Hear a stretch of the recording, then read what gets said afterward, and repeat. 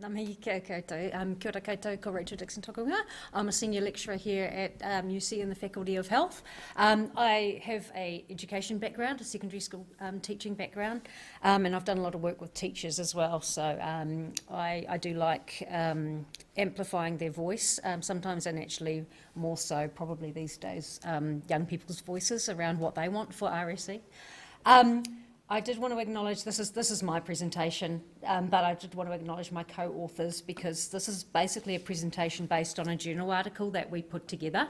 And I've got some colleagues there from Sexual Wellbeing Aotearoa, which is formerly Family Planning, and Rachel Maitland is from the Education faculty here, and Gemma was one of my students who's now a teacher, and Jenny is a colleague from up in Auckland, so we did this together. So that's between UC, that's kind of me, Rachel and Gemma, NZHEA, which is the professional organisation that supports health education teachers in our country, and Sexual Wellbeing Aotearoa, which most people will still know as Family Planning New Zealand. What we did was we, basically a few years ago, a few colleagues of mine and I did a research project investigating primary school teachers' perspectives of what was going on in their schools in relationships and sexuality education. And then the family planning people approached me and said, oh, can we do something similar with secondary schools? So this is based on the secondary school research that we did. We put out a survey nationwide, and we had about 200, once I cleaned the data, 200 responses to that from secondary school teachers. So secondary school teachers are sort of usually specialist subjects within the, specialist teachers within their subject. More often than not, health and PE combined, but sometimes just health specialists as well. So RSE is Relationships and Sexuality Education for short. It's quite a mouthful. In other parts of the world, you would see Comprehensive Sexuality Education, CSE, and in Australia they call it SRE, so Sexuality and Relationships Education. But we've got RSE here, which I really like because it puts relationships at the front of it all. We have a policy here. The policy is, I guess, twofold. The official policy is the New Zealand curriculum, which is dating to 2007, which positions sexuality education as one of 7 key areas of learning. But we also have, I guess it's more policy guidance, but it's the RSE guide, the Relationships and Sexuality Education Guide. And like Kate, I can get extremely political here.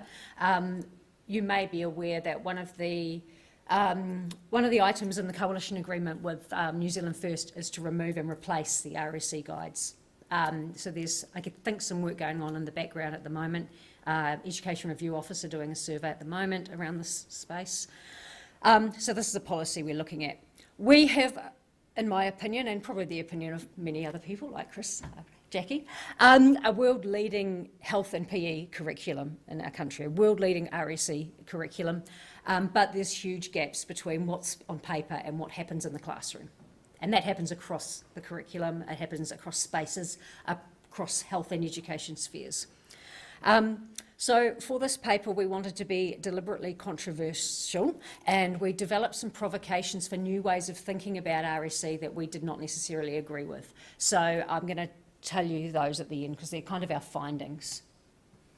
And I wanted to just make a quick shout out to the connection between RSE and wellbeing. And this is from UNESCO, which is some technical guidance for sexuality education.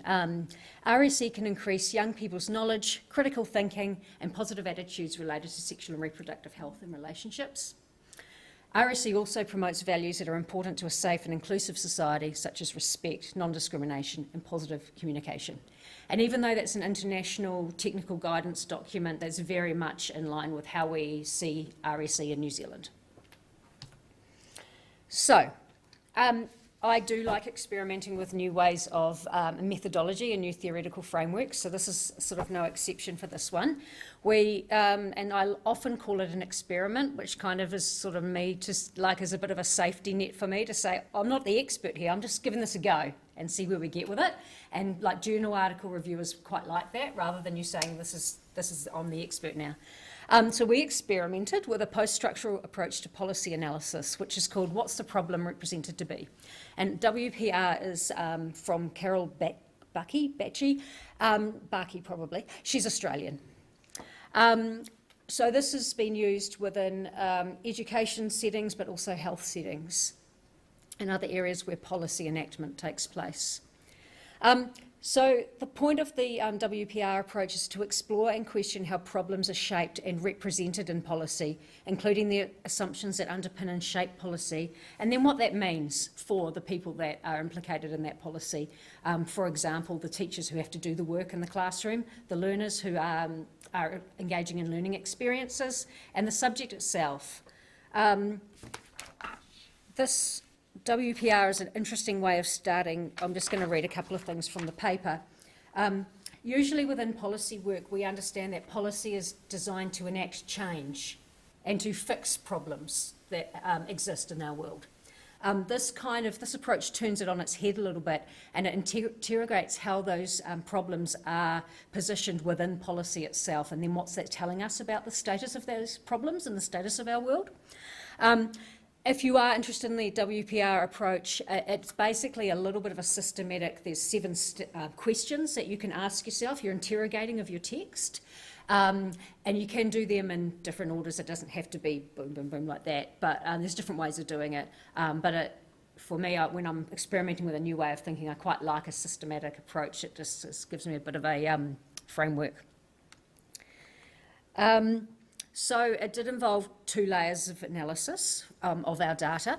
So as a reminder, we had a nationwide survey of what teachers were thinking about RSE. It was basically barriers and challenges and also positive things that were happening in their schools, what they were teaching, what topics they were teaching, what key issues they were grappling with.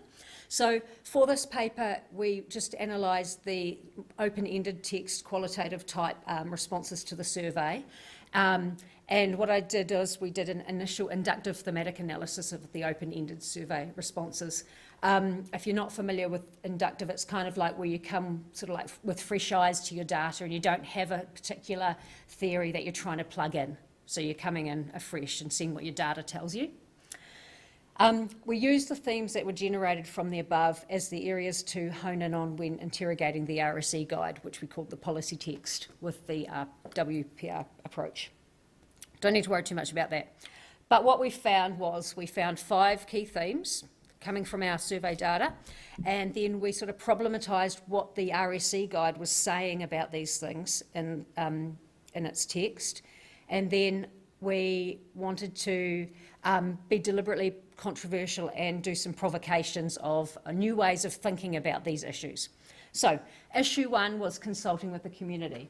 I don't know, in a really quick explanation of this, health education is the only subject in the New Zealand curriculum that requires 2-yearly consultation with the parent and other stakeholders in the community, which is a curiosity in itself.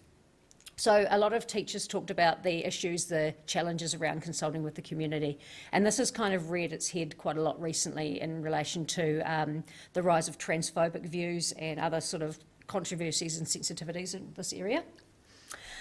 Our provocation in this area is actually just get rid of it. Why do we need to treat health education any differently?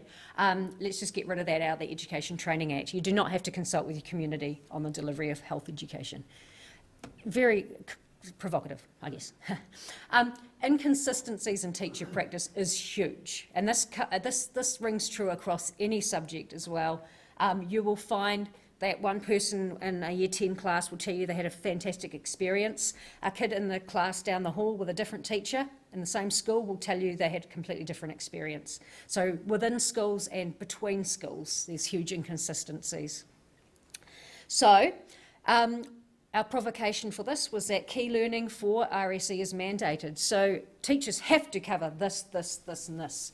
You cannot leave anything out. You have to cover this, and that's all you can cover. So that's controversial, because as teachers we know we have quite good autonomy in New Zealand to be able to be flexible and respond to our student voice, which I believe in. The lack of time and status of RSE and health education more broadly, I think. So we've just got the provocation there, which is less controversial, and ERO have done this as well. A minimum number of hours for teaching RSE is required for all schools. So ERO say that 12 to 15 hours of dedicated curriculum time per year is the ideal. I'd say it's probably not enough, but our survey indicated that most schools are not meeting that minimum at all.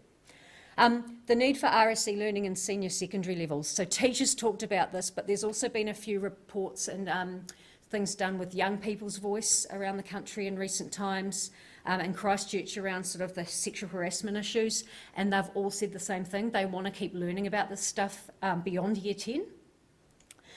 So we've just got there. It's not controversial, this one either. Schools are required to include teacher-led RSE with significant learner input in those senior secondary school years. And then our last one was the inconsistency in teacher capacity for teaching RSE. Some teachers, this is possibly more of a problem in primary schools where they're non-specialists, but they might feel uncomfortable. They might not want to teach this stuff. They don't see it's their role, and we definitely found that in the primary schools. Secondary school health teachers are more open to it because they're there to teach health, hopefully. But our provocation, which is very controversial probably and requires lots of funding, is specialist RSE leaders with recognised qualifications, certification and training should lead learning in and teach the subject in secondary schools. So it's not good enough just to have a health specialist, you need an RSE specialist. And that does happen in some small parts of the world. So that's our findings and what we sort of provoked as different ways of thinking. And we know that it's not going to happen. But we do need new ways of thinking in order to just get beyond the old same research that happens. So our hope that the ideas in the paper spark different ways of thinking about policy and practice, and maybe plant the seeds for other people to think about how they might do things differently in their context. And that's pretty much it. If you're interested in the whole paper and any of those things I talked about, we have explained it a bit better in the paper because there were 20 pages around our theoretical approach and the problem presented to be. It's an open access paper, but yeah, thank you very much.